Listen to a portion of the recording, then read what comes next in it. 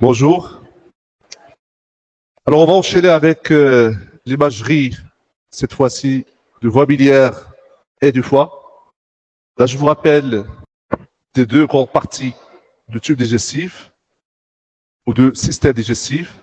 On a le tube digestif qu'on a traité la dernière fois, l'œsophage, l'estomac, l'intestin grêle et le côlon. Et si vous vous rappelez, nous avons dit que l'imagerie, il a sa place, surtout dans la pathologie tumorale, pour faire surtout le bilan d'extension.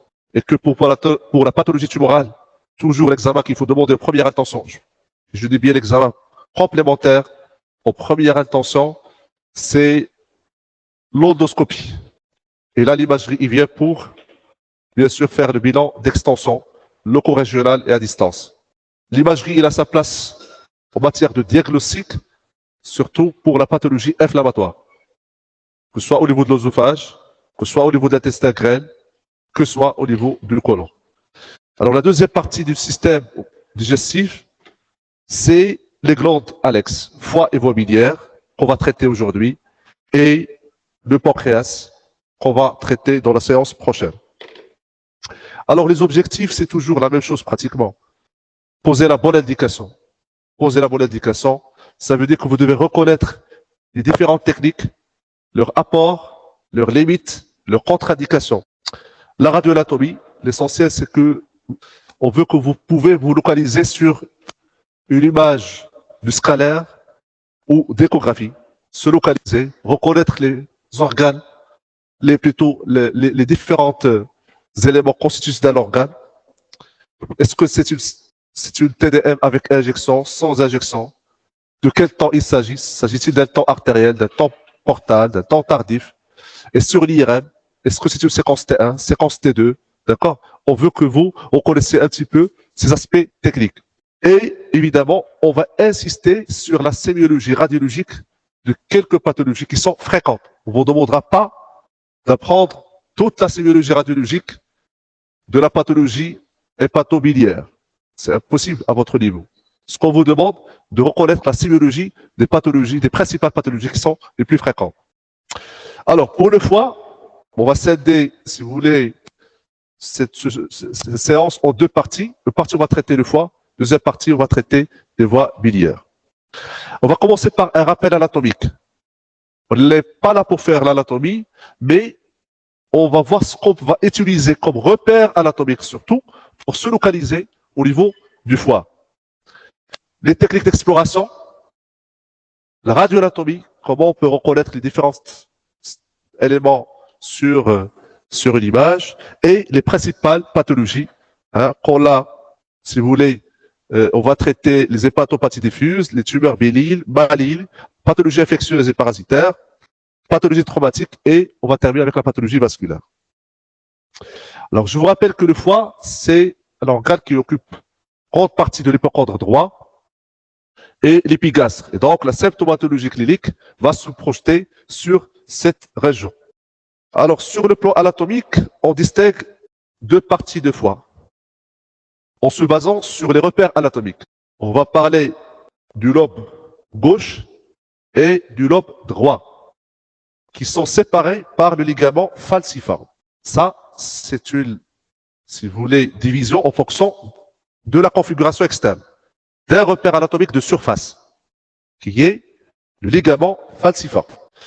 Et on va faire aussi une division en fonction de la vascularisation du foie. La partie qui est vascularisée par le foie, qui est vascularisée par la branche portale gauche, c'est le foie gauche. Et le foie qui est vascularisé, ou la partie qui est vascularisée par la branche portale droite, c'est le foie droit. Ces notions sont importantes, surtout en chirurgie. On parle de lobectomie lorsqu'on va enlever cette partie-là, et on parle d'hépatectomie lorsque on va enlever tout le foie ou toute la partie qui est vascularisée, soit par la branche portale droite, soit par la branche portale gauche. Alors, les rapports anatomiques. Les rapports anatomiques se font surtout avec le diaphragme, avec l'estomac, la vésicule biliaire en bas, bien sûr, et la paroi abdominale ou thoracique. Donc ces rapports sont très importants pour nous, les radiologues. Pourquoi? Parce que si on a une masse hépatique, il faut préciser ces rapports par rapport à ces organes. Et bien sûr aussi pour le diagnostic différentiel. Si par exemple j'ai une masse à ce niveau-là et qu'il infiltre le foie, je dois penser aussi à une masse gastrique à côté. Et donc je dois faire attention en faisant le diagnostic différentiel entre ce qui est hépatique et ce qui est gastrique. Bien sûr, quand j'ai une masse hépatique, je dois préciser ces rapports. Est-ce qu'il infiltre un organe de voisinage, une structure anatomique de voisinage ou non? Le rôle, ça, on vous a appris ça en physiologie, c'est la sécrétion de la bile qui lui permet la digestion au niveau du tube digestif, la détoxification, vous savez, le foie, ça le permet de libérer beaucoup de toxiques, l'ammoniac et l'urée. C'est un organe qui produit des éléments qui sont importants pour le fonctionnement de l'organisme, les facteurs de coagulation et le métabolisme protéinique. C'est pour cela que lorsqu'on a une défaillance hépatique, ces éléments-là, ils vont diminuer. D'accord? La glycogénèse, donc le stockage du glucose. Et bien sûr, en cas de défaillance hépatique, ce qu'il produit, il va diminuer. Et donc, vous aurez des troubles de coagulation, une intoxication de l'organisme. Et ceux qui éliminent, les déchets qu'il élimine, ils vont s'accumuler dans l'organisme. C'est pour cela que vous aurez surtout ce qu'on appelle l'encéphalopathie hépatique, c'est l'accumulation de ces toxiques sur l'urée au niveau du cerveau. Là, on a parlé, bien sûr, de l'anatomie de surface. Et c'est commencer par ce qui est important pour vous et pour l'imagerie. Alors, la vascularisation, ça c'est une notion très importante. On va l'utiliser, mettez-la à côté dans vos poches. On va l'utiliser pour comprendre certaines sémiologies radiologiques. La vascularisation hépatique, il est assurée dans 70% par la vascularisation portale.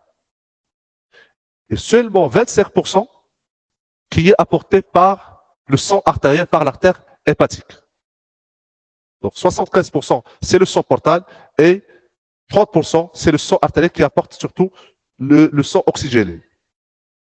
Évidemment, le sang artériel, il est apporté par une artère hépatique, au niveau du hile hépatique, et la vascularisation portale, il est apporté par le troporte. Tout ça se trouve au niveau de l'hile hépatique. Et le drainage, si vous voulez, sanguin, se fait par les veines sus-hépatiques qui se jettent dans la veine cave inférieure. La segmentation hépatique, ça c'est important, c'est pas pour l'examen, mais pour vous, votre formation. La segmentation hépatique, pourquoi elle est importante? Parce que ça va le permettre de localiser une lésion, donner une adresse à une lésion. Par exemple, j'ai une lésion ici, segment 2. Moi, l'autre, le chirurgien, le clinicien, on trouve une adresse pour cette lésion. Et donc, on a fait cette segmentation en se basant sur la vascularisation portale, la distribution portale. Chaque segment, il est vascularisé par une branche portale. C'est ça le principe. D'accord?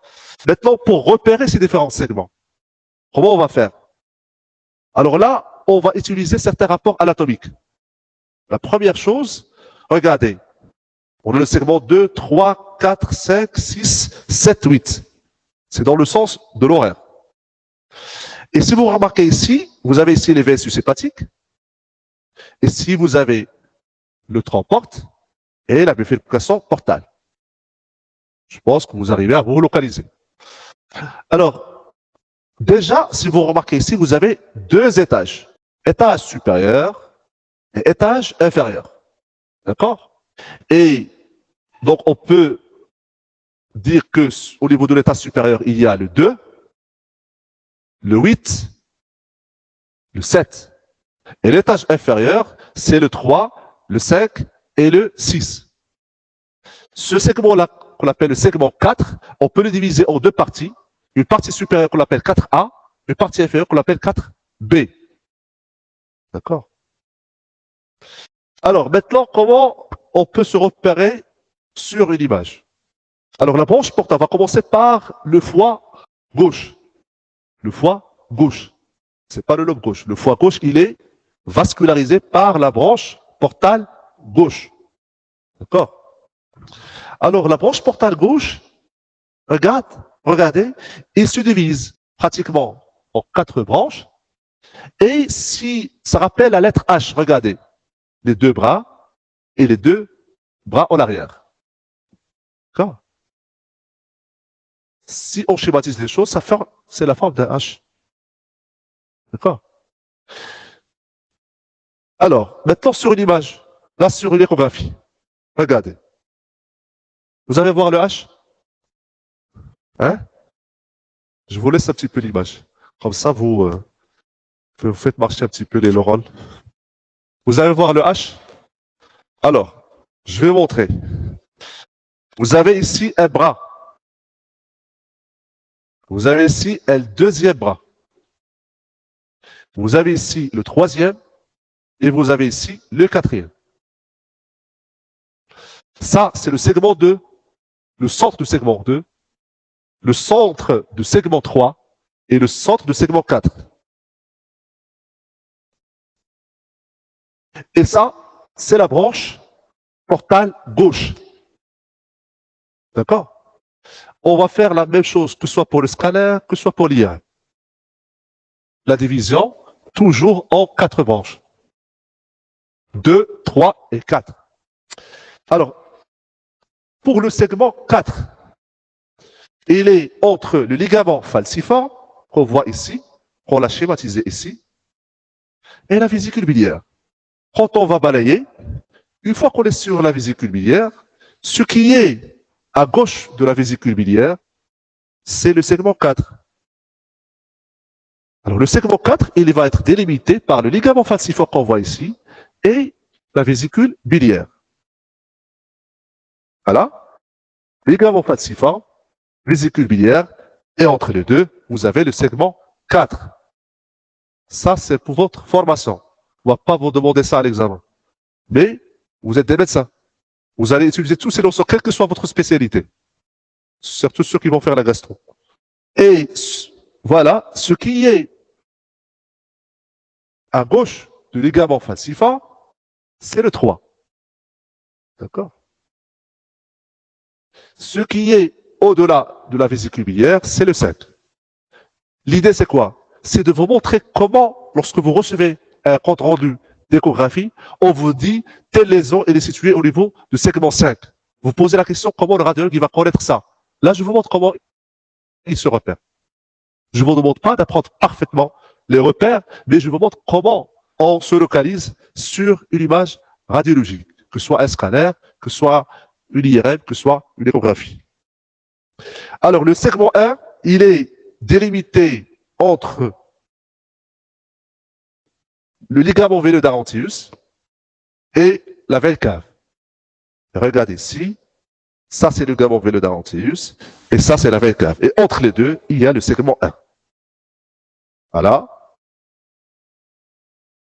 Vous avez deux images. La différence entre les deux, c'est que une, c'est une coupe transversale, qu'on appelle axiale, et l'autre, c'est une coupe longitudinale. Alors, nous avons vu le foie gauche, c'est la division de la branche portale gauche. Nous avons vu le segment 4, les segments 5, comment on va les reconnaître. Maintenant, il reste l'état supérieur. Alors, l'état supérieur, les repères sont faciles à reconnaître. C'est les veines sushépatiques. Vous avez 3 veines, la gauche, la médiale et la droite. Le segment 2, il est à gauche de la veine sushépatique gauche. Entre la gauche et la médiane, c'est le segment 4. Et entre la médiane et la droite, c'est le segment 8. Et ce qui est à droite de la veine sushépatique droite, c'est le 7. Sur, voilà, une échographie, regardez. Là, c'est juste pour schématiser. Vous avez la veine cave ici. En balayant, montant un petit peu vers le haut, vous avez ici la confluence des veines sushépatiques. Vous avez les veines sushépatiques, comme ça. Et là, vous pouvez vous repérer. Si j'ai une lésion ici, je serai sur le segment 2. Si j'ai une ici, 4. Si j'ai une ici, et si j'ai une ici, voilà, c'est très simple. Je reviens ici sur les repères. Vous avez ici la droite, la sushépatique médiale et la sushépatique gauche. Voilà, on a ici le 8, plutôt le 7, le 8, le 4, 4A ou 4B? 4A, bravo. Et ici, vous avez le segment 2. Alors, la morphologie microscopique, ça, c'est juste un petit rappel. C'est l'unité fonctionnelle, si vous voulez, du foie. C'est le lobule hépatique. Donc, tapissé par des hépatocytes qui excrètent ils reçoivent du sang artériel, du sang portal. Ils excrètent dans les canalicule biliaires. Et bien sûr, plusieurs canalicule vont former des canaux. Et d'un secteur à l'autre, jusqu'en le canal biliaire droit et le canal biliaire gauche. Alors, les moyens d'exploration. À votre avis, l'examen de première intention, ce serait quoi? L'endoscopie, c'est l'échographie. L'examen de première intention pour explorer le foie, et même aussi pour les voies biliaires, c'est l'échographie. L'échographie, l'écho-doppler, je pense que vous connaissez qu'est-ce que c'est qu'un l'écho-doppler, c'est un examen qui va nous permettre d'explorer les vaisseaux.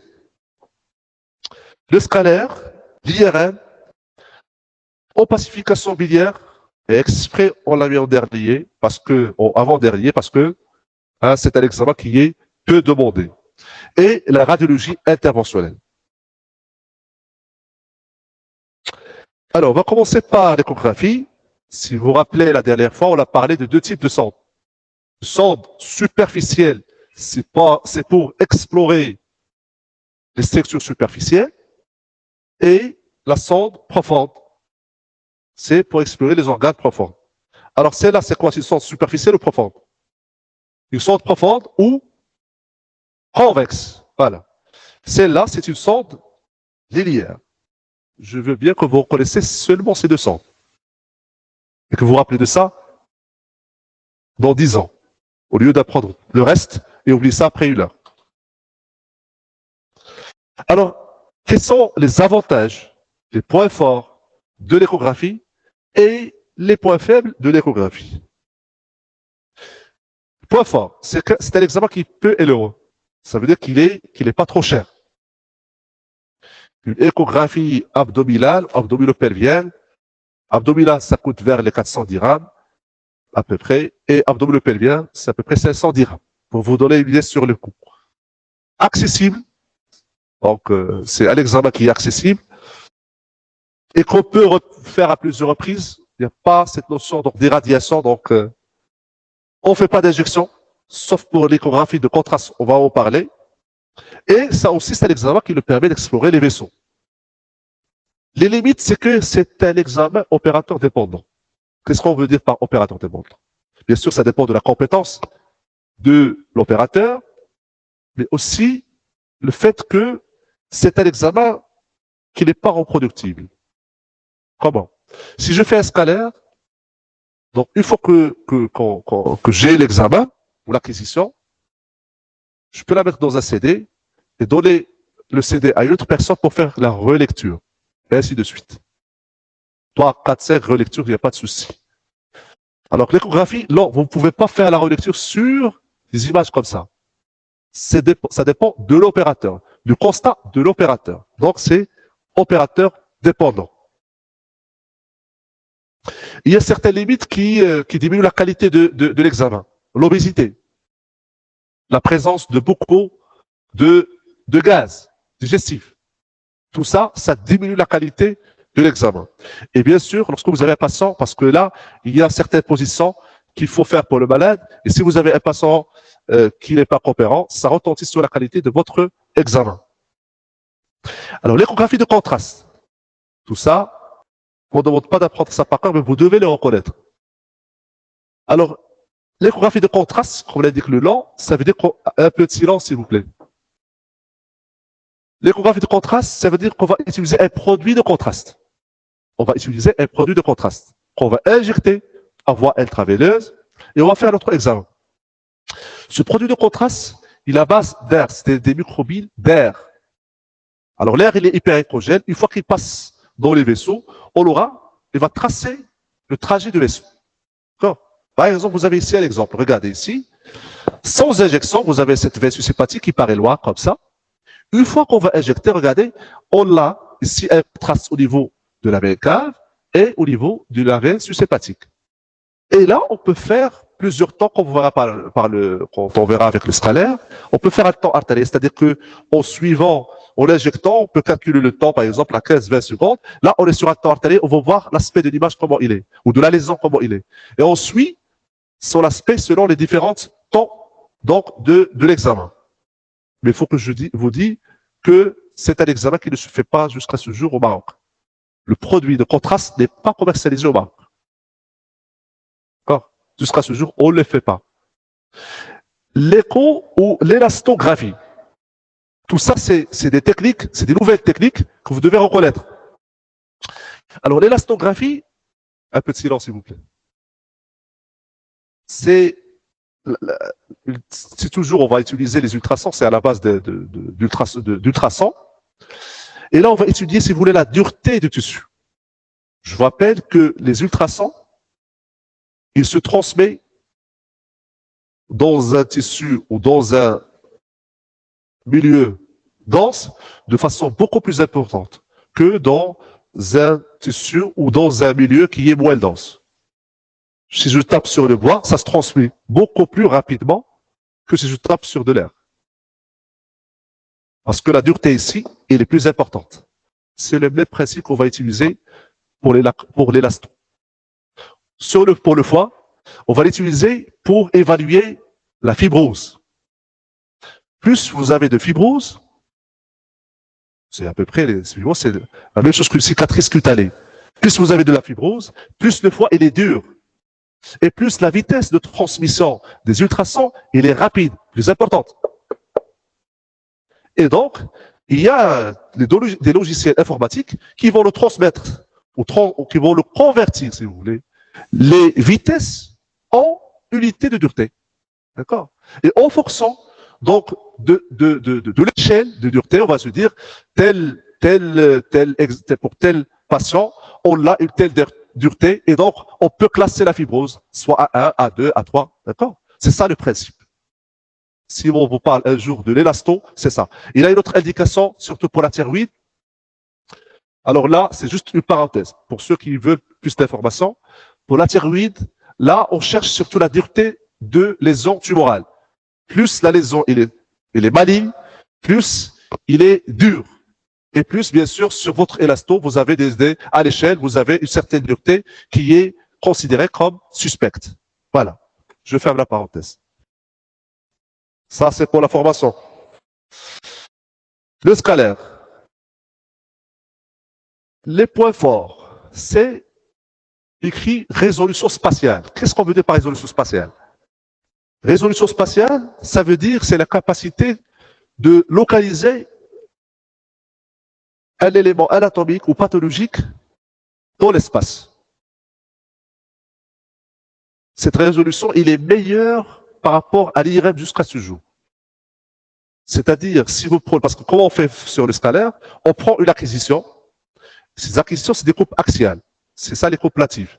Et à partir de ces coupes-là, on peut faire des reconstructions coronales, sagittales, obliques. Le scalaire, parce que les coupes ils sont très fines, quand on refait une reconstruction, ça nous donne une image plus claire. Parce que il permet de bien répartir les choses dans l'espace. Voilà. C'est une acquisition rapide. Un scalaire, on peut le faire, allonge au scalaire, 5 à 10 minutes maximum. Une IRM hépatique, ça prend 40 minutes selon la coopération du patient. Ça, c'est des notions pratiques très importantes. Un scalaire, c'est rapide. L'IRM, ça peut prendre 30-40 minutes. Et bien sûr, on peut faire avec le scalaire, on peut faire un bilan thoraco-abdominopelvien. On ne demande pas une IRM thoraco-abdominopelvien. On n'explore pas les métastases médiastinales ou pulmonaires par une IRM. Hein? Un bilan thoraco-abdominopelvien, on le fait 5-10 minutes. Mais sinon, si vous voulez faire la TDM thoracique, l'IRM abdominale, l'IRM pelvienne, ça prend 2-3 heures et vous n'aurez pas la même qualité. D'accord? Les points faibles, l'injection, très important. L'injection. On injecte un produit de contraste jusqu'à ce jour iodé, qui va poser un problème pour les patients qui ont une insuffisance rénale. Et pour aussi les patients qui ont une allergie à l'iode. Donc, ça, c'est un point faible. Les patients aussi qui ont l'insuffisance cardiaque aiguë. Donc, le produit de contraste, c'est surtout là le problème du produit de contraste. Béguanide, c'est un antidiabétique oral qu'il faut arrêter 48 heures avant de faire une injection de produit de contraste. Et foie de cirrhose. Alors, foie de cirrhose, pourquoi? Parce que foie de cirrhose, il y a une diminution de la densité. Et là, vous allez voir, quand je vais vous montrer les images, le contraste, il va diminuer. C'est-à-dire que vous aurez une difficulté à faire sortir une lésion sur un foie de cirrhose par rapport à un foie normal. Et là, l'IRM, il a un meilleur contraste. Résolution de contraste. Là, on parlait de résolution spatiale, résolution de contraste. Résolution de contraste, l'IRM, il est meilleur. La technique. Évidemment, l'indication, c'est après une échographie. Toujours commencer par une échographie. Alors là, un peu de silence. Et là, c'est important. Important pour votre examen aussi. Alors, on va commencer par une acquisition sans injection. Faire pas ça sans injection. Pourquoi? Pour les surcharges, on verra quand on parle de surcharge en graisse, en fer, ça, on peut le repérer sur une acquisition sans injection. On verra par la suite comment. L'hémorragie et les calcifications, ça, on le repère sur l'acquisition sans injection. Maintenant, j'ouvre la parenthèse pour expliquer pourquoi. Alors, le principe du scalaire, c'est quoi? C'est la même chose que la radiologie conventionnelle, la radiographie thoracique que vous connaissez tous, ou l'ASP. C'est le même principe. La différence, c'est quoi? Alors, pour la radiologie conventionnelle, on émet, ou le tube qui produit les rayonnements X, il va émettre des rayons X qui vont traverser l'organisme, et selon la densité de chaque tissu, le rayonnement va être absorbé différemment. Par exemple, l'os, il absorbe une quantité très importante par rapport à un liquide. D'accord? Il y a une différence d'absorption qui est variable d'un tissu à l'autre, selon sa composition chimique, la densité cellulaire. Il y a beaucoup de l'épaisseur aussi. Il y a beaucoup de paramètres qui permettent donc de faire cette différence. Heureusement qu'on a cette différence pour faire le contraste entre les différents organes. Alors, pour la radiologie conventionnelle, vous avez un film. Sur un film, on fait la lecture. Bon, tous ces rayonnements qui ont traversé l'organisme, ils se projettent sur le film, et là, on a une réaction différente selon la quantité de rayonnement qui reste après avoir traversé l'organisme. Le scalaire, il y a des détecteurs qui tournent autour de l'organisme. Et donc, ça vous permet d'évaluer de façon beaucoup plus précise cette absorption. Et une fois que cette acquisition se fait, il y a un logiciel qui permet de transformer ou de convertir, si vous voulez, cette absorption, ce qui reste de l'absorption, sur une échelle, ce qu'on appelle l'échelle de Gris. Il va donner, par exemple, pour l'os, il va donner une valeur 1000. Et pour l'air, il va donner une valeur moins 1000. Et ainsi de suite. Pour chaque partie, vous avez entre le blanc et le noir, c'est quoi? Qu'est-ce qu'il y a? Entre le blanc et le noir, qu'est-ce qu'il y a? Si vous mélangez le blanc et le noir, qu'est-ce que vous avez? C'est le gris. Et bien sûr, vous avez différents niveaux de l'échelle de gris. Et en fonction de chaque absorption, on va vous donner une couleur. On va vous donner une couleur. L'œil, le humain, le permet de discriminer qu'à peu près 15 niveaux de l'échelle de gris. Là, vous avez l'échelle qui est très avancée, très élargie par rapport à ce qu'on peut détecter l'œil. Voilà. Et donc, celui qui a fabriqué cette machine, c'est un Anglais, il a donné pour les structures qui sont les structures l'os, l'air, les structures repères, si vous voulez, des valeurs. Donc ça peut aller de moins 1000 à plus 1000. 0, c'est l'eau. Moins 20 plus 20, toujours c'est la marche de l'eau. Moins 20 plus 20, c'est de l'eau. D'accord? Entre moins 20 et moins 100, c'est la graisse. Bravo, c'est la graisse. Et quand vous approchez de moins 1000, c'est de l'air. Vous approchez de noir, c'est de l'air. Maintenant, si vous revenez sur cette image, vous allez voir qu'il y a du noir, il y a du gris. Il y a si on projette ces chiffres-là, on peut se repérer. Regardez ici, ça c'est de la graisse. C'est la graisse péritonéale.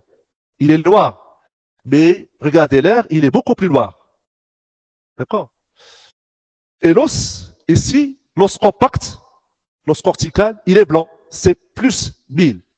D'accord? Et là, je reviens pour cette injection sans injection, pour vous dire comment on peut reconnaître une hémorragie, comment on peut reconnaître une calcification. Si en mesurant la densité, je sais bien que le sang frais, il va être un peu plus blanc que la graisse, que le tissu, et que quand je mesure la densité, c'est à peu près 50-55. Et là, je dis, ça, c'est une hémorragie. Les calcifications, c'est plus dense que le sang. Et si je mesure, je me trouve avec 300 ou 400. Et donc, ça, sur une acquisition sans injection, je peux faire la part entre hémorragie et entre calcification. Voilà, je ferme la parenthèse. Maintenant, si on vous demande l'intérêt de l'acquisition sans injection, surcharge, hémorragie, calcification, maintenant vous connaissez comment et pourquoi. Après injection, alors, on injecte le produit de contraste. Le produit de contraste, on l'injecte par une voie périphérique, une voie veineuse périphérique. Alors, le produit de contraste, il va suivre l'anatomie vasculaire. Il va passer veine superficielle, il va rejoindre veine brachiale, ou il va rejoindre la veine sous-claviculaire, la veine cave, l'oreillette droite, ventricule droit, artère pulmonaire, veine pulmonaire, oreillette gauche, ventricule gauche, aorte. Sur aorte, tout le système artériel, puis le réseau capillaire d'un tissu donné, puis le retour veineux. Retour veineux, selon la localisation, il va rejoindre la veine. Par exemple, si on est sur par exemple, sur l'intestin, ça rejoint le système portal, le foie, veine sushépatique et veine cave. Voilà. Alors ici, c'est écrit temps artériel portal tardif. Ça veut dire qu'on doit faire des acquisitions au moment où le sang il est au niveau du secteur artériel. On va faire une deuxième au moment où le sang, plutôt le produit de contraste, il est dans le réseau veineux. Et aussi un temps tardif, 3 minutes. Pour le foie, on va utiliser un temps tardif, 3 minutes. Je vais vous expliquer pourquoi. Parce que, après des études qui ont été faites, on a constaté que certaines lésions, ils ont un profil particulier à un temps donné, le temps artériel. En suivant l'évolution de produits de contraste, on a trouvé que certaines lésions, ils ont un profil particulier à partir de 3 minutes. C'est pour cela qu'on a ajouté ce temps. Et si on fait tout ça, c'est parce que, pourquoi on va faire tout ça? Pour caractériser une lésion hépatique. On va voir par la suite des exemples. On a certaines lésions qui ont un profil particulier au temps artériel, portal, au temps tardif. D'accord? Ça, on va le faire que soit pour le scalaire, que soit pour l'IRM. Et si vous vous rappelez, quand j'ai parlé de l'échographie de contraste, ben c'est le même principe aussi. Artériel, portal, tardif. Là, je veux bien que vous retenez les 3 temps et à quel moment on va suivre le produit de contraste. 15-30 secondes, 60-70, 3 minutes. D'accord? Alors là, regardez, vous êtes sur une acquisition avec ou sans injection ici? Sans injection ici. Vous êtes ici sur un temps artériel, regardez, que la circulation artérielle, regardez le 3 portes, plutôt l'aorte. L'aorte ici, il est très bien opacifié. Et ici, vous êtes sur un temps veineux. Regardez, la densité de l'aorte, il a diminué. Et là, on commence à voir le 3 portes. Et là, vous êtes sur un temps tardif. Regardez, c'est quel organe? Et vous voyez que le produit de contraste a commencé à passer au niveau des cavités excrétrices. Ça veut dire qu'on est sur un temps tardif. Alors là, les reconstructions MIP, tout ça, c'est ce que le permet les logiciels de faire pour avoir des reconstructions dans les trois plans de l'espace. Voilà, ça résume un petit peu ce que je vous ai expliqué tout à l'heure, le circuit de produit de contraste, jusqu'à ce que vous avez les différentes images. Alors l'IRM. Alors l'IRM, le point fort, c'est un examen qui n'est pas irradiant. C'est qu'on utilise un produit qui n'est pas lymphotoxique par rapport à l'iode qu'on utilise pour le scalaire. Et la meilleure résolution de contraste. Meilleure résolution de contraste. Les points faibles, c'est que c'est un examen qui est plus cher. Alors plus cher, ça veut dire, on a parlé de foie, de l'échographie de foie, l'échographie abdominale, 400 dirhams. L'IRM hépatique, avec injection, c'est les 3500 dirhams, pour vous dire une idée, pour avoir une idée. Il y a des contre-indications. Le pacemaker, les valvules cardiaques, mais sachez qu'actuellement, un peu de silence. Sachez actuellement qu'il y a des pacemakers qui sont adaptés à l'IRM. Et là, quand on reçoit un patient pour faire l'IRM et qu'il a un pacemaker, on lui demande de nous apporter une description du matériel qui a été utilisé par le cardiologue. Si on lui dit que c'est adaptable, on fait l'IRM. Sinon, c'est contre-indiqué. Contre-indication absolue. Les clips vasculaires, parce qu'il y a le risque, vous savez, le principe de l'IRM, c'est, en fait, on utilise un champ magnétique très élevé, de très haute intensité. Donc, il y a le risque de déplacement ou de chauffage, si vous voulez, des clips métalliques. Les corps étrangers, toujours sur le risque de déplacement. Vous avez un corps étranger métallique intraoculaire, là, le risque de déplacement, qui, bien sûr, il peut détruire des structures anatomiques à côté. Et la disponibilité, bien sûr, c'est un matériel qui est cher et qu'on ne trouve pas dans tous les centres. Donc, la disponibilité. Alors, la technique, là, on vous a donné l'essentiel. Et je vous demande de reconnaître la séquence T1, T2. Alors, T1, T2, notez. Le T1, le liquide, il est noir. Hypocilial, on est hypocilial. Et mettez noir. Le liquide, il est hypocilial. Noir. T2, le liquide, il est hypercilial. Ça veut dire blanc. Entre parenthèses, blanc. Maintenant, pour se repérer sur l'IRM hépatique, je dois me repérer par rapport à quoi? Par exemple. Par rapport à quoi? Par exemple. Liquide céphalorachidien au niveau du rachis, par exemple. La vésicule biliaire. La vésicule biliaire. Je cherche la vésicule biliaire. S'il est blanche, ça veut dire le contenu, il est blanc. Ça veut dire que on est sur T2. S'il est noir, c'est que sur un T1. Séquence phase, opposition de phase. Phase, opposition de phase. Alors, c'est une séquence qui nous permet de saturer la graisse. Ça veut dire saturer la graisse. Éliminer la graisse. Éliminer la graisse. Et là, en éliminant la graisse, si une structure, il s'efface sur l'opposition de phase, parce que l'opposition de phase, c'est elle qui le permet d'éliminer.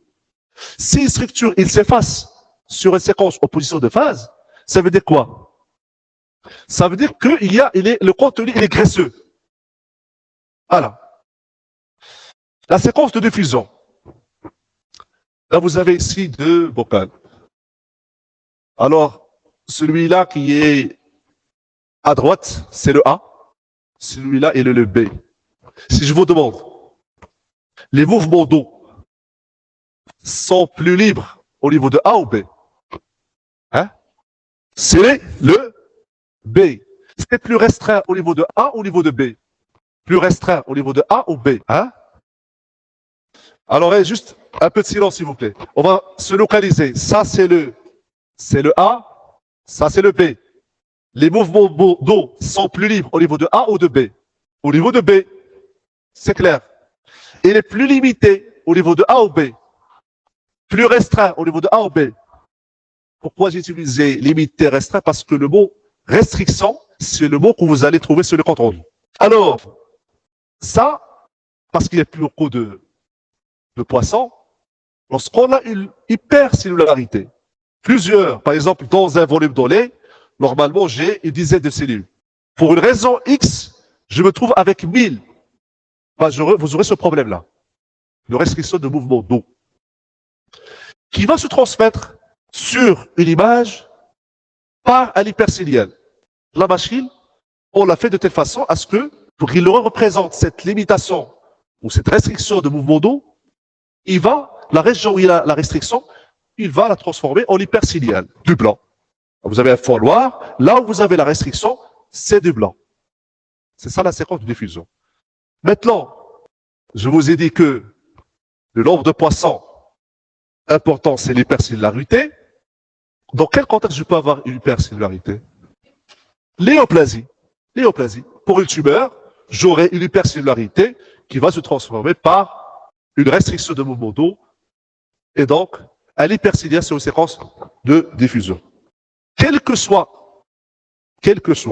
ça, parenthèse, hein, quelle que soit l'origine de la restriction de mouvement d'eau, vous aurez l'hyperciliaire.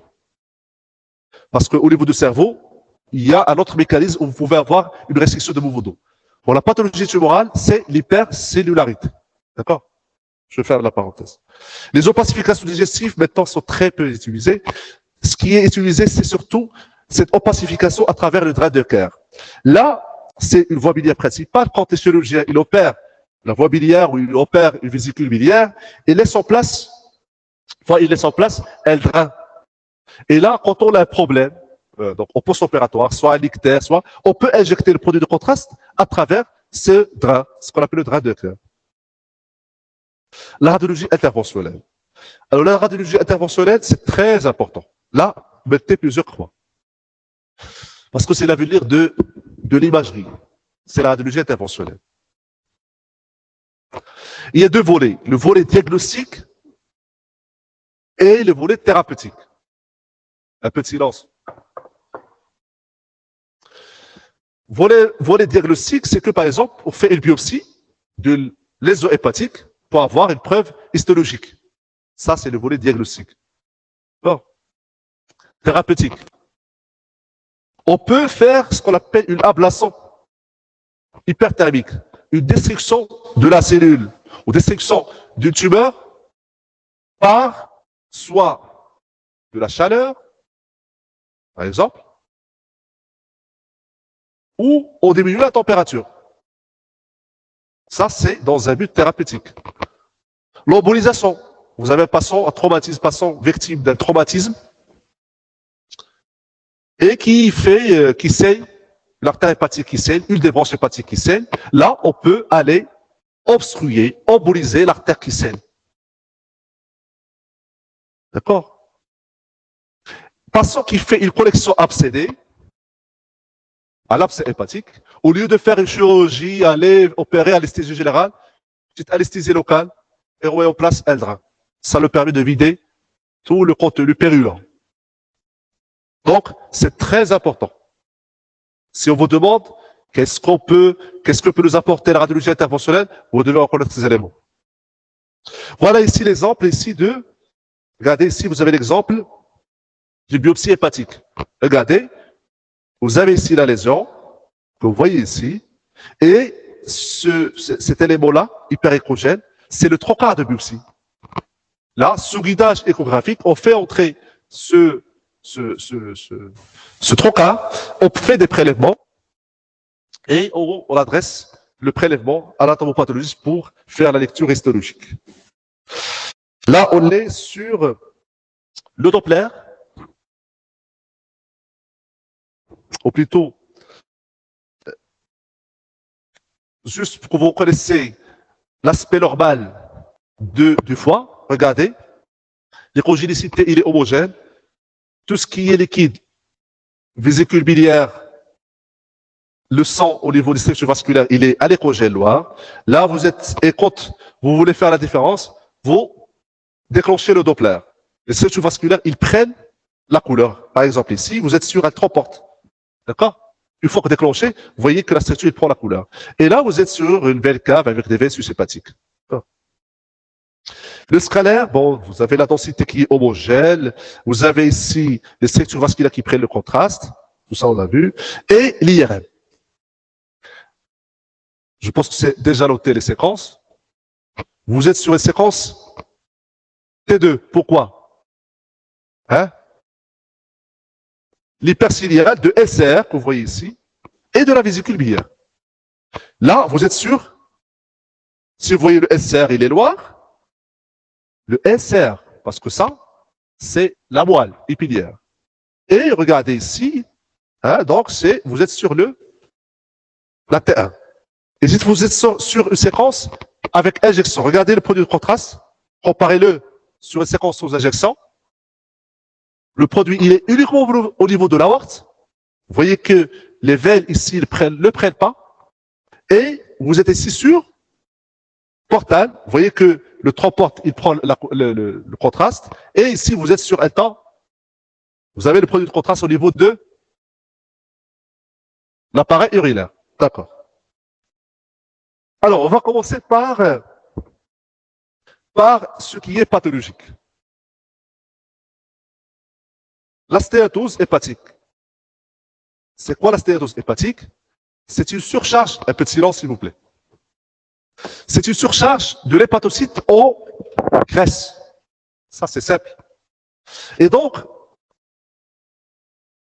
la séquence clé, c'est quoi? Ou l'examen clé, c'est quoi? C'est la phase in, phase out, ou ce qu'on appelle en phase in, phase out, ou l'opposition de phase. D'accord? Regardez ici. Phase in, phase out. Out, vous chassez quelque chose, out. D'accord? Regardez ici. Qu'est-ce que vous remarquez? Il y a quoi? Je pense que vous vous repérez par rapport aux organes.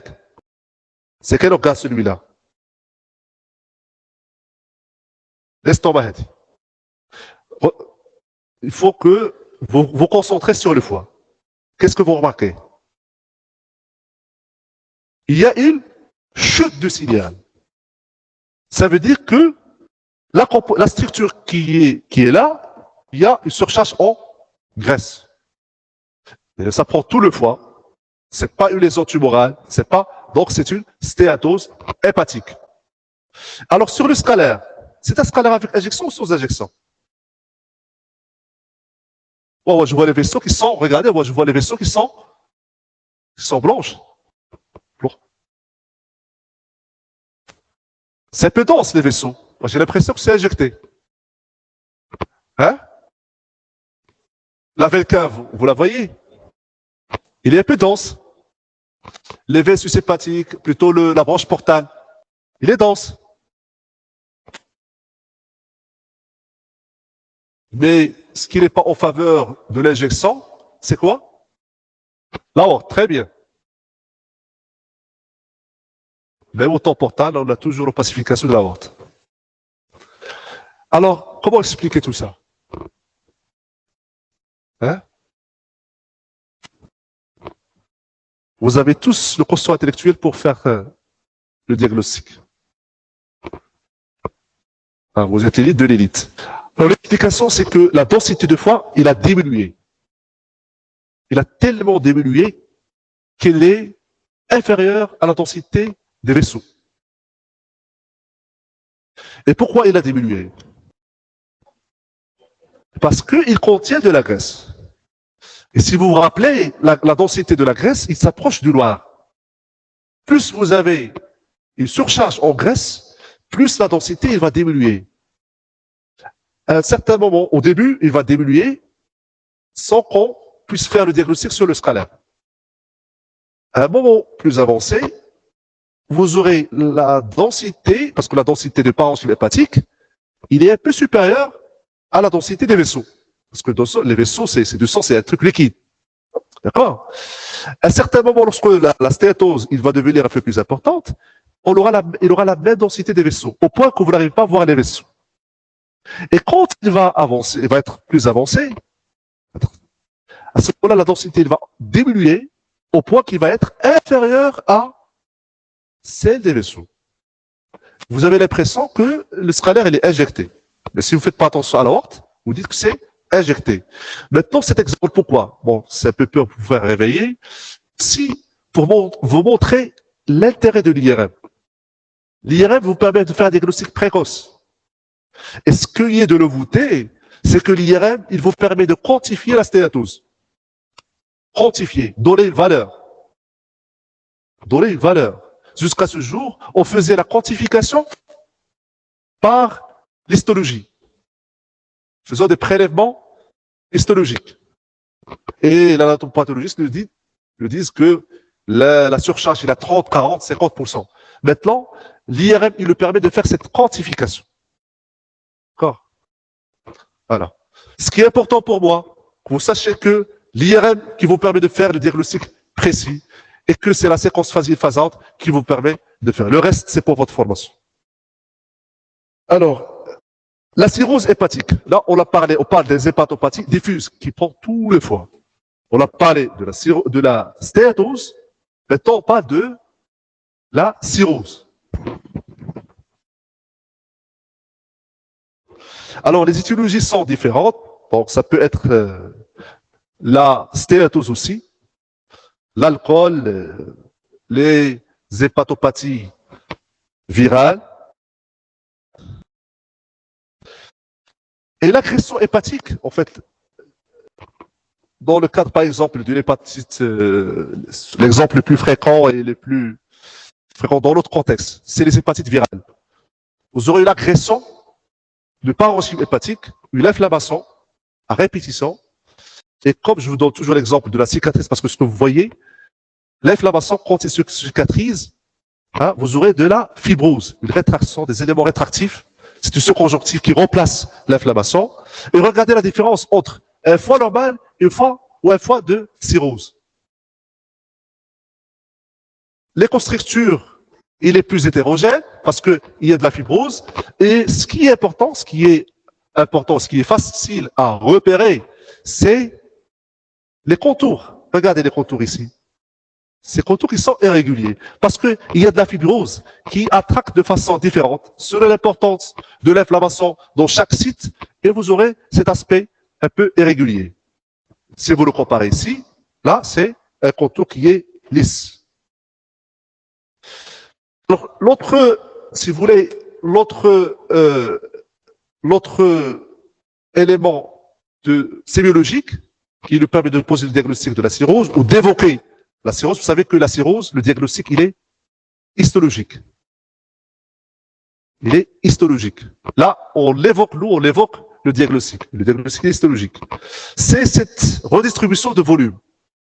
Donc, quand on est agressant de foie, de la totalité de foie, là, il y a la réponse des différentes parties du foie, ils sont variables, et vous aurez cette dysmorphie classique du foie, avec une atrophie du segment 4. Si vous vous rappelez comment on repère le segment 4, c'est par rapport au ligament falciforme, qu'on voit ici, et la vésicule biliaire.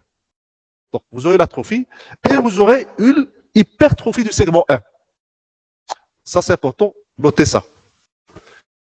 La dysmorphie hépatique, vous aurez une atrophie du segment 4 et hypertrophie du segment 1.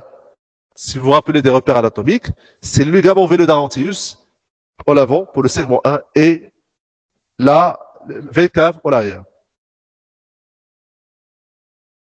L'écostructure qui est hétérogène par la présence des échos épaisses. Les échos épaisses, en fait, c'est en rapport avec des dépôts de fibrose.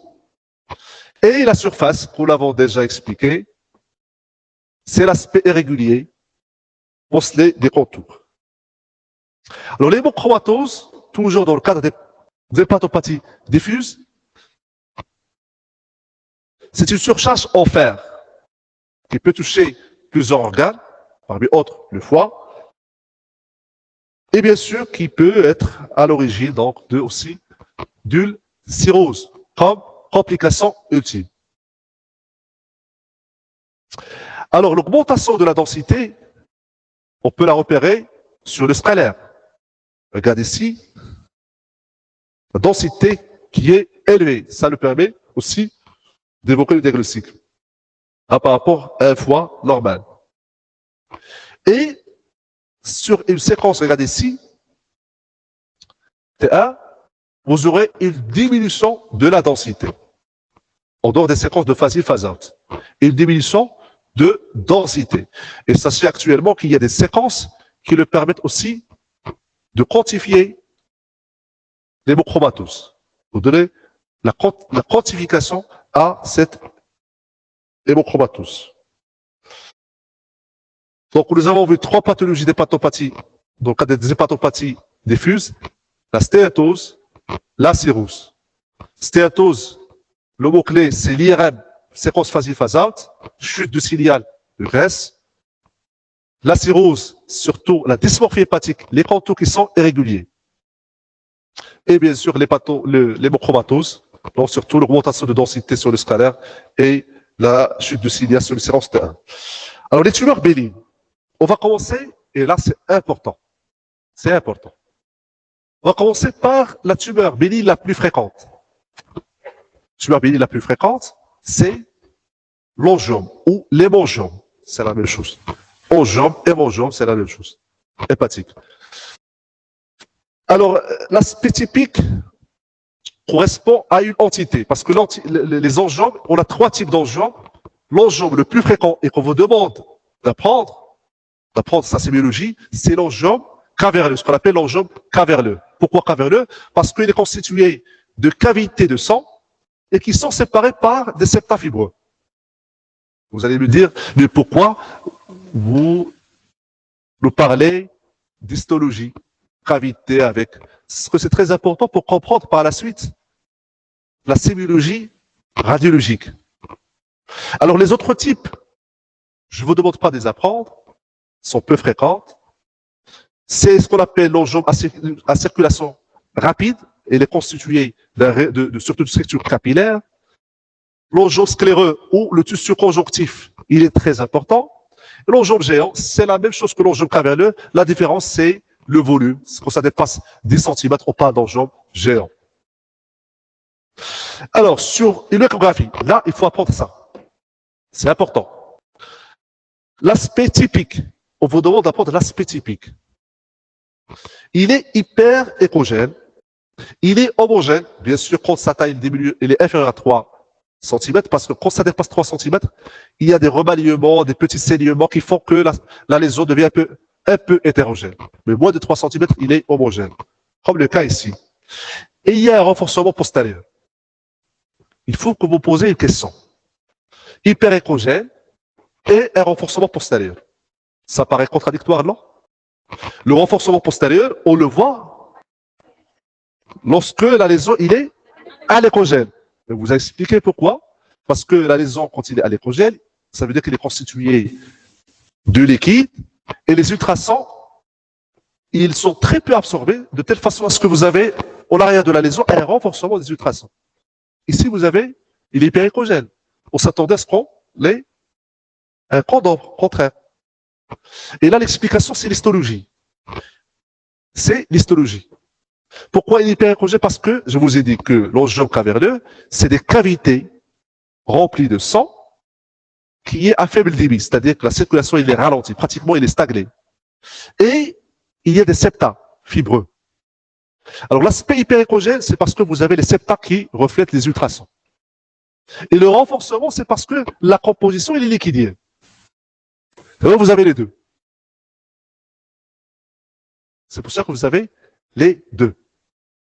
Parce que vous avez la cavité remplie de liquide, vous avez le renforcement, et parce que vous avez ces septa fibreux qui reflètent une petite quantité. Ils ne reflètent pas la totalité. Parce que si ça reflète la totalité, vous aurez l'aspect d'un calcul. Juste la surface qui est hyperéchogène, vous ne voyez pas le reste, et vous avez un condom postérieur. Et si non, c'est une partie qui est reflétée, qui donne l'aspect hyperéchogène, mais si le fait que ça traverse du liquide, vous avez un peu de renforcement postérieur. Donc maintenant, je vais vous expliquer pourquoi on a cet aspect que vous devez apprendre. Alors, la conduite, un peu de silence. lorsque vous avez cet aspect à l'échographie, la conduite il est variable au cas par cas. Donc, est-ce que il s'agit d'un patient suivi pour l'hyoplasie ou non? Si on l'a patient, voilà l'aspect typique, c'est rassurant. Mais si on l'a patient qui est suivi pour une léoplasie, ça peut faire aussi une métastase. On verra par la suite que les métastases, ils peuvent prendre tous les aspects. Selon que l'aspect il est typique, par exemple ici, ou que vous avez un aspect atypique. Ah, il y a des angiomes qui sont un peu hypoécogènes, qui sont hétérogènes. Est-ce que vous avez un seul ou plusieurs? Et pour faire la confirmation, et là c'est ma conduite pratique, personnelle, même si j'ai eu lésion typique, je complète par, de préférence par une IRM. De préférence par une IRM. Vous avez le choix entre IRM et scalaire. Et là, j'ai exprimé 3 plus sur IRM. Si vous avez les moyens, complétez par une IRM. Alors, qu'est-ce que vous aurez sur un scalaire ou sur une IRM? Sur un scalaire, l'aspect typique, c'est que vous aurez sur le tronc artériel un rehaussement en mode périphérique. Des petites mottes périphériques. Voyez ici, et qui sont en périphérique, et qui sont discontinus. Ils ne se continuent pas. Ça, c'est important. Notez ça. Périphérique, discontinu. Si on passe au temps portable, la même chose, regardez. Périphérique, mode périphérique, discontinu. Avec un remplissage de la périphérie vers le centre. Un remplissage de la périphérie vers le centre. Regardez, ça a commencé au niveau de la périphérie. Et un temps tardif, regardez. Vous avez un remplissage quasi total. Avec une homogénéisation de la lésion au temps soit portal, au temps tardif. Il y a des angiomes qui s'homogénéisent totalement au temps portal et d'autres au temps tardif. Mais plus la taille il est augmenté, plus le temps d'homogénéisation il est important. Par exemple, une lésion à 5 cm, ça va prendre à peu près 5 à 6 minutes pour avoir une homogénéisation totale. Si on veut schématiser les choses, regardez, sans injection, un petit lance, sans injection, vous avez les mottes périphériques et au fil de temps, vous aurez ce remplissage de la périphérie vers le centre jusqu'à ce que vous avez l'homogénéisation de la lésion. Alors, à l'IRM, c'est la même chose. C'est ce rehaussement, d'accord, de la périphérie vers le centre. Regardez, les mottes, le remplissage progressif, et vous avez ici, quoi? Qu'est-ce que vous avez ici? L'homogénéisation au temps tardif. L'hyperplasie nodulaire focale, ce qu'on appelle HLF. Alors là, sur le plan histologique, vous avez une cicatrice centrale, des travées de tissu conjonctif, et entre ces travées-là, vous avez des hépatocytes. Des hépatocytes de structure normale. C'est une tumeur bénigne. Des hépatocytes, donc vous avez des hépatocytes normales, sur le plan histologique.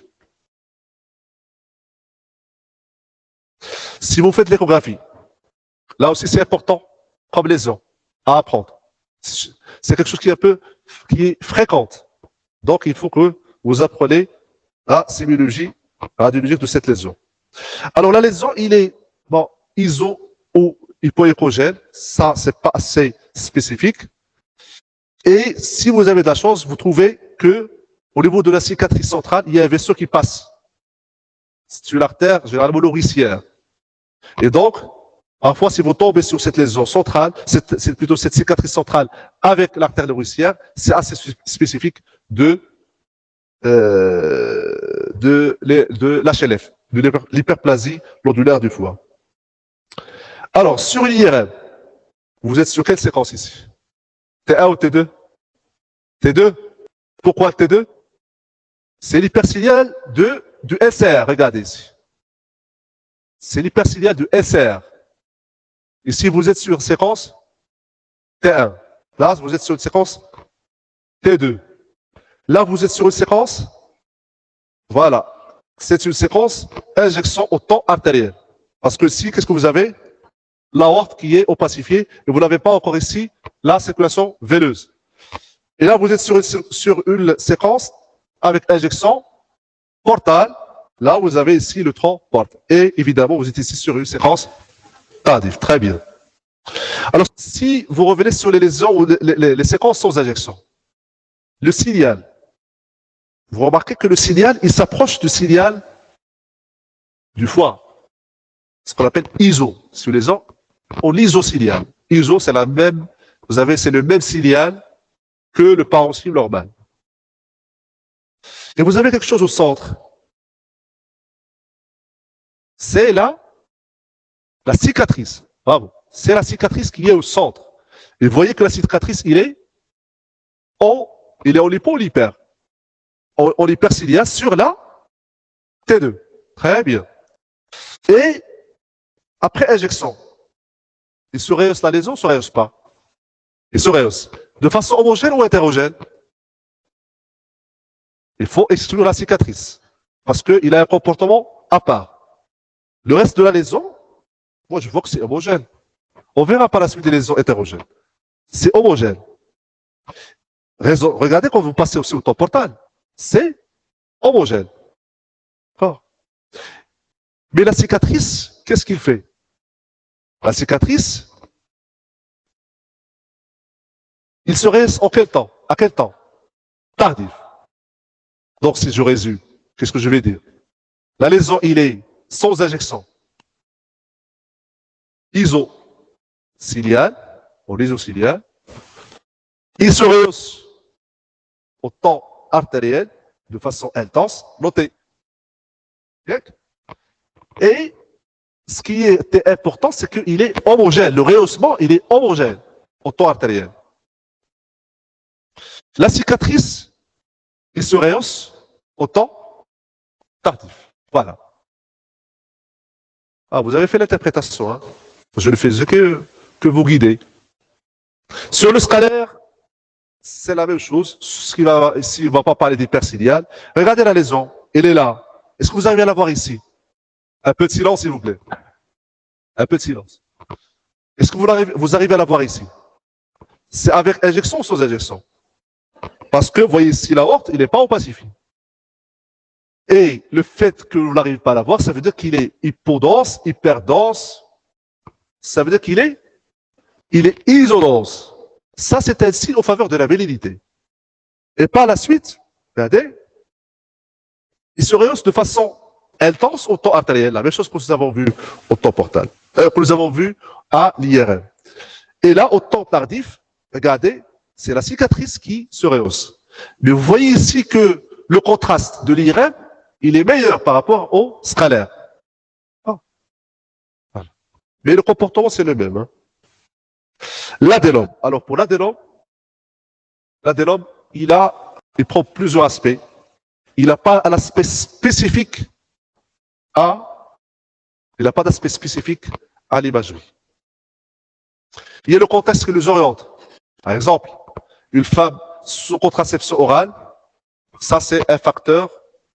Donc, la contraception orale, c'est un facteur, ou si vous voulez, une association avec la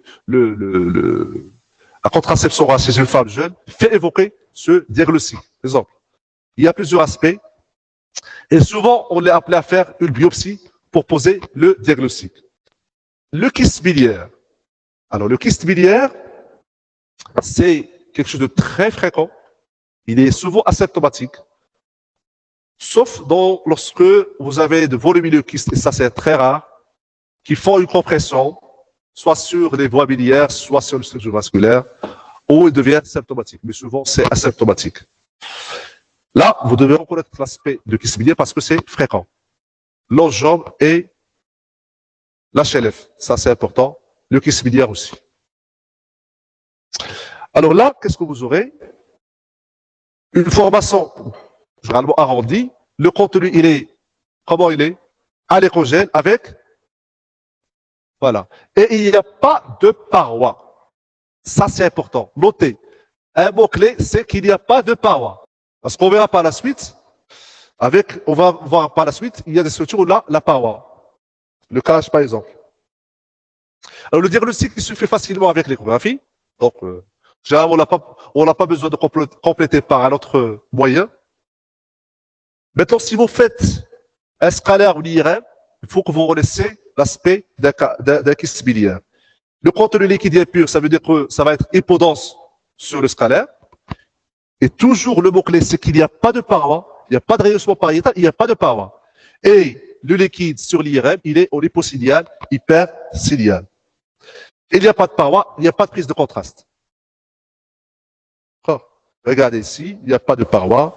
Et à l'IRM, la même chose. Donc, Alors, le carcinome hépatocellulaire.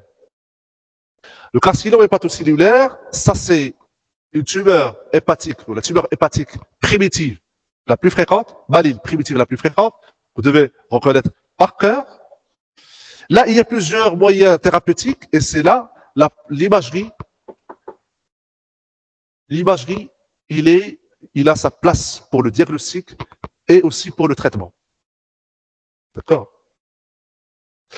Alors, en fait, il y a un continuum de, si vous voulez, des lésions. Là, on parle de carcinome hépatocellulaire qui survient sur le foie de cirrhose, parce que c'est le carcinome hépatocellulaire le plus fréquent. Il y a le carcinome hépatocellulaire sur un foie de cirrhose qui est plus fréquent, ce qu'on vous demande d'apprendre. Il y a aussi le carcinome hépatocellulaire qui peut survenir sur un foie sain. Ça, c'est une entité à part. Alors, pour le carcinome hépatocellulaire qui survient sur un foie pathologique, sur une foie de cirrhose, au moment où vous avez un continuum de lésions, quand vous avez une agression du foie par, dans notre contexte, surtout les hépatites virales, le contexte occidental, c'est les hépatites alcooliques, vous avez une inflammation donc, du foie, une destruction des hépatocytes. Et le foie, comment il répond? En faisant des foyers de régénération, qu'on appelle de régénération. C'est des foyers où on veut reprendre la structure hépatique, ce qu'on appelle des nodules de régénération. Vous voyez ici, qu'on a schématisé ici. Et ces foyers-là, ils ont une vascularisation normale. Rappelez-vous, là, vous devez faire sortir de la poche l'information dont on a parlé au rappel anatomique et physiologique. La vascularisation de foie, il est vascularisé ou assuré pour 60% par la circulation portale. Et seulement 25% qui est assuré par artérielle. Ben, c'est le cas ici. Puis, le nodule de régénération va se transformer en nodule dysplasique. On commence à voir des petits changements au niveau des hépatocytes, mais toujours la vascularisation portale, il est dominante. Un stade plus avancé, on commence à avoir des petits foyers de carcinome hépatocellulaire où la vascularisation, ou le rapport de vascularisation, il va s'inverser. Le sang, ou la vascularisation, il va devenir plus artériel que portal. Cela va nous expliquer l'aspect ou la sémiologie radiologique par la suite. Alors, à l'échographie, il n'y a pas d'aspect spécifique. La lésion hypoéchogène, souvent hétérogène quand ça dépasse 3 cm. Alors, l'échographie, c'est surtout pour la taille. Hein. C'est surtout de préciser la taille de la lésion. Et si vous avez un foie de cirrhose, on verra par la suite les conduites. Si on va normalement le foie de cirrhose, on le surveille par échographie. Alors, l'échographie, si ça dépasse 1 cm, il faut passer à un autre moyen d'imagerie, qu'on appelle l'imagerie au coupe, soit le scalaire, soit l'IRM. C'est pour ça que la taille est très importante. Regardez ici l'aspect hypoéchogène. Et parfois, lorsque la lésion est importante, vous pouvez avoir une infiltration d'une des branches portales. Vous aurez un thrombus portal. Vous voyez ici, regardez ici, au lieu que ça soit anéchrogène, vous avez ici une branche portale qui est hyperéchogène. Avec, bien sûr, ici, une vascularisation.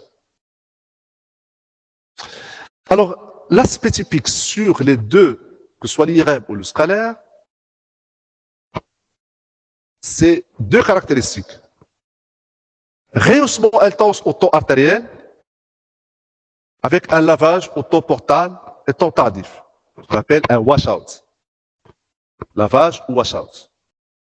La présence de capsules aussi. Alors voilà ce qu'on peut avoir comme caractéristique. Regardez ici la lésion. Il se rehausse de façon intense au temps artériel. Temps portal, regardez, il y a un lavage qui devient plus important sur un temps tardif. Voilà l'aspect typique qu'on vous demande d'apprendre. Regardez ici, on est sur une séquence T2, la lésion, il est en hypersignal, mais ce qui est plus caractéristique, là, on est sur une séquence T1 sans injection, T1 avec injection temps artériel, temps portal et temps tardif. Regardez, un rehaussement intense avec un quoi? Avec un lavage. D'accord? Rehaussement intense avec un lavage. Alors, qu'est-ce qu'on peut avoir comme moyen thérapeutique pour le CAC? Qu'est-ce que peut apporter la radiologie interventionnelle? On peut détruire la tumeur par la chaleur, ce qu'on appelle la radiofréquence. C'est-à-dire qu'on repère la lésion par échographie, on met en place un matériel métallique, trocard, qui est raccordé à une machine qui nous assure cette chaleur, une augmentation de la température jusqu'à 60 degrés pour détruire la cellule tumorale. L'alcoolisation, la même chose, le même principe. C'est un trocard qu'on met dans la lésion, et là, la discussion va se faire par de l'alcool absolu, hein, 96%. La chimioembolisation. Qu'est-ce que chimioembolisation? Chimio, un peu de silence, s'il vous plaît. Chimioembolisation. Ça veut dire que on va mettre un cathéter, un petit canule au niveau de l'artère nourricière de la tumeur, et il va injecter un produit, ou un mélange de produits, qui lui permet d'obstruer, d'emboliser le réseau artériel de la lésion. Et bien sûr, quand vous embolisez, quand vous obstruez l'apport artériel, c'est, qu'est-ce que vous engendrez? La nécrose, la destruction de la cellule tumorale, et on injecte aussi un produit de chimiothérapie locale. Donc, ce sont les deux mécanismes qui nous permettent de détruire la cellule tumorale. Et là, vous imaginez les avantages. Les avantages, c'est que vous mettez le patient à l'abri d'une chimiothérapie générale. D'accord? Mais ce que vous devez vous rappeler toujours de ces trois techniques. Radiofréquence, alcoolisation et chimio-embolisation. Alors, les métastases hépatiques, ils peuvent prendre tous les aspects. Ils peuvent prendre tous les aspects. Hypoécogène, hyperécogène, hypodense, rehaussement périphérique. Ce qui nous oriente surtout, c'est le contexte. Et le fait que vous avez plusieurs lésions. Et bien sûr, la preuve, c'est l'histologie. Regardez ici, vous avez tous les aspects. D'accord? Hypodense, rehaussement central, des lésions hypervasculaires. Regardez qui se reste de façon intense. Ça, on le voit surtout pour les tumeurs carcinoïdes. Et bien sûr, les métastases aussi, on peut faire la destruction des métastases par la radiofréquence, surtout par la radiofréquence. Bon, on a certaines indications pour l'alcoolisation, mais surtout la radiofréquence. Alors, la pathologie infectieuse et parasitaire, dominée, un peu de silence, il est dominé par l'abcès hépatique. Alors, l'abcès hépatique, il y a plusieurs types. Donc, l'abcès apiogène, l'abcès amébien, l'abcès tuberculeux. Là, on va prendre comme un peu de silence, s'il vous plaît. Ce qu'on va prendre comme type de description, c'est l'abcès apiogène. L'abcès apiogène, la clinique qui nous oriente, c'est l'abcès très bruyant sur le plan clinique. La fièvre, l'hyperleucocytose, la douleur, l'installation rapidement progressive, d'accord? Alors, sur le plan imagerie, à l'échographie, vous aurez une formation, parce qu'il y a du liquide, une formation qui est à l'échogène, mais qui n'est pas aussi à l'échogène que le kyste biliaire. il est finement hétérogène. Il y a des écrans mobiles parce qu'il y a des débris qui bougent dans la poche de l'abcès. Les contours, ils sont flous. Pourquoi? Parce qu'il y a de l'inflammation autour qui fait que vous avez des contours qui sont un peu flous. Et le renforcement postérieur, évidemment, parce que c'est un liquide. Au scalaire, c'est une lésion qui est hypodense, mais ce qui est caractéristique, c'est cette prise de contraste périphérique. D'accord? La prise de contraste. Qu'est-ce qui fait la différence par rapport à l'abcès?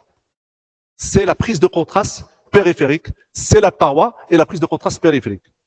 Si je vous pose la question, comment on fait la différence entre un abcès et kyste biliaire? Kyste biliaire, il n'y a pas de paroi. L'abcès, il y a la paroi qui se rehausse. Évidemment, n'oubliez pas qu'il y a un patient, il y a un dossier de patient, qu'il y a une clinique. Un patient avec une douleur, fièvre, hyperleucocytose, vous avez un aspect comme ça, vous devez évoquer l'abcès. Là, regardez ici, vous avez la prise de contraste périphérique, la paroi épaisse, d'accord? Et vous avez ici un peu d'air. C'est les abcès, il y a des abcès, on a de l'air. L'air, c'est quelque chose qui nous permet si vous voulez, c'est un argument de plus pour le diagnostic. Alors, qu'est-ce qu'on peut faire pour un abcès? En tant que radiologue interventionnel, on peut faire la ponction de l'abcès. Et on peut faire un drainage de l'abcès. Au lieu d'opérer sous anesthésie générale, on pique, on met en place un drain, ça le permet de vider la poche. C'est important aussi pour faire aussi un prélèvement et faire une étude bactériologique pour cibler l'antibiothérapie. Parce qu'on va drainer, oui, mais il faut faire aussi mettre le patient sous antibiothérapie. Regardez ici l'exemple d'un abcès que j'ai drainé.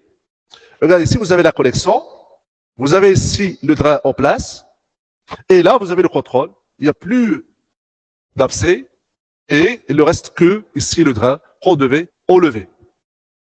Alors, la tuberculose, souvent, c'est de multiples lésions. C'est de multiples lésions.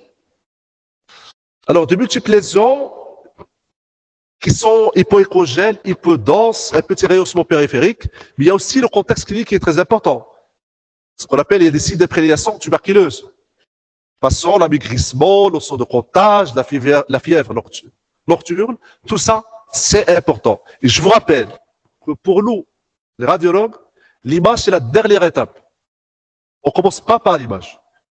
On interprète le dossier, le patient, sa biologie, ses antécédents. Parfois, on refait l'examen. On refait l'examen clinique du patient. Pas mal de fois, on reprend le patient. D'accord? Le kyste hydatique, ça c'est aussi important parce qu'on est un pays endémique. Donc, ça vous le connaissez, il y a les 5 stades du kyste hydatique, la classification de Rabi. Le type 1, vous avez un kyste unique avec une paroi. Type 2, vous avez un décollement de membrane. Ici, vous avez de multiples vésicules. Type 4, c'est l'aspect pseudotumoral. Et le type 7, où vous avez une classification de la formation kystique. Alors, le type 1, regardez ici. Ça ressemble à quoi? Ça ressemble à l'abcès. Ça ressemble à quoi? Kyste biliaire, les deux. Alors, comment on va faire la différence? La paroi. Alors, la paroi, c'est pour éliminer quoi? Kyste biliaire. Qu'est-ce qu'il nous reste? L'abcès et le kyste hydatique. Comment faire la différence entre les deux? Les deux, ils sont anécogènes. Les deux, ils sont homogènes.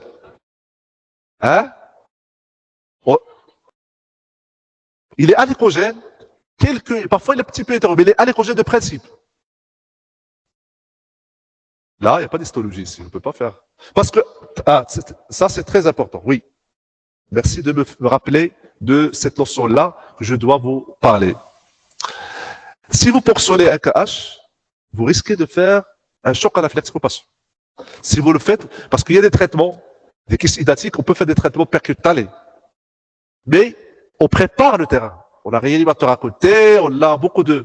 Pour faire mais si vous faites la portion, vous risquez de faire un choc anaphylactique. Donc, c'est pas ça. Personne ne m'a parlé de la clinique de patient. Personne ne m'a parlé de la clinique de patient. Et c'est ça l'erreur que font beaucoup de cliniciens et que font beaucoup de radiologues. Ce qu'il oublie la clinique de patient. Il oublie la clinique. Il faut demander au patient. Je demandais au patient est-ce qu'il a un syndrome infectieux, est-ce qu'il a pour l'abcès, est-ce qu'il a un comptage pour le kystidatique. Maintenant, on vous dit que il y a la douleur, vous avez toujours le doute. Qu'est-ce que vous faites? Vous demandez un scalaire. Et qu'est-ce qui va faire la différence? C'est que le KH, il ne se rehausse pas. L'abcès, il se rehausse. Le KH, il ne se rehausse pas. C'est la règle d'or pour le KH. KH ou kystidatique. Alors ici, vous avez le type 3 avec des vésicules, ça, le type 4 avec des calcifications. Alors, un KH, il peut se compliquer de quoi? Il peut se compliquer d'une rupture, très bien. Rupture dans les voies biliaires ou dans la cavité péritonéale. Dans les deux, on peut avoir les ruptures dans les deux. Alors ici, vous avez un cas de rupture dans les voies biliaires. Alors la rupture dans les voies biliaires, qu'est-ce qu'il va donner? Une cholangite, très bien. Pourquoi la cholangite? Parce que le matériel, il va passer dans les voies biliaires, il va obstruer les voies biliaires, vous aurez une dilatation, une surinfection, et par la suite, ça donne une cholangite. Et même la surinfection, même le matériel, il est irritant pour les voies biliaires. Ça donne une cholangite. Voilà. Alors le scalaire, on est obligé de le faire pour le KH. Pourquoi? Ça c'est important, vous devez l'apprendre. KH, on doit faire pour le KH, on doit faire le scalaire parce que c'est important pour la chirurgie. Parce que le chirurgien doit savoir où se localise le kystidatique, les rapports par rapport au vaisseau, par rapport aux structures biliaires, par rapport aux structures adjacentes au foie. Donc, il faut qu'on lui donne ce bilan pré-thérapeutique. Et aussi, quand on a un problème de diagnostic différentiel, ça c'est important, je peux vous demander ça. Si on a un problème de diagnostic différentiel, par exemple, le type 4, c'est le type pseudo-tumoral. On ne sait pas est-ce que c'est une tumeur ou c'est un KH type. Et c'est quoi ce qui va faire la différence? L'absence de rehaussement pour le KH. Ça qui va faire la différence. Et bien sûr, les complications, soit la surinfection, le KH lui-même, il va se surinfecter, mais généralement quand il se rampe dans une cavité à côté, soit dans l'estomac, soit dans le tube digestif, là où il se surinfecte. Soit que vous avez une rupture dans les voies biliaires. Voilà l'aspect surinspalaire. Ça, c'est des calcifications. C'est pas un rehaussement. D'accord? Là, c'est les KH calcifiés. D'accord? Alors, la pathologie traumatique, c'est qu'est-ce qu'on peut avoir comme lésion? On peut avoir des contusions de parenchyme, par exemple ici, c'est un foyer mal limité, hypodense. On ne fait rien, on ne fait que surveiller ces lésions-là. D'accord? On peut avoir une lacération. Lacération, c'est quoi lacération? C'est un trait hypodense que vous voyez ici, mais qui ne dépasse pas 3 cm. Qui ne dépasse pas 3 cm. Une fracture, c'est un trait qui dépasse 3 cm. Ça, on a fait la différence entre lacération et fracture, c'est juste pour évaluer le degré, évaluer la gravité du traumatisme. Vous avez une lacération, on comprend bien, si je vous dis, vous avez une lacération au niveau du segment sec, vous comprenez bien que c'est un trait qui est limité, moins de 3 cm. Si je vous dis, c'est une fracture, vous dites que, tiens, c'est quand même assez grave. Voilà. On peut aussi, voilà. Donc, qu'est-ce qu'on peut avoir comme lésion élémentaire? Et ça, c'est important. Lacération, fracture et l'hémorragie.